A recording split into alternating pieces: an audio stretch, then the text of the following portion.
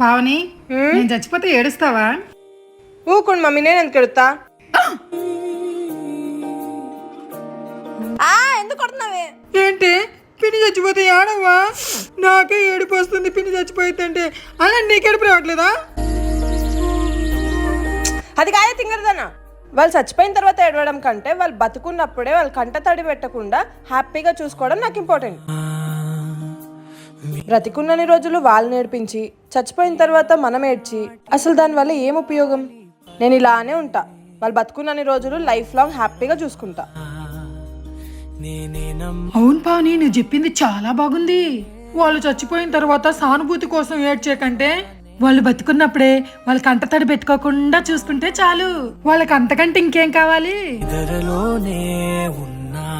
గానమై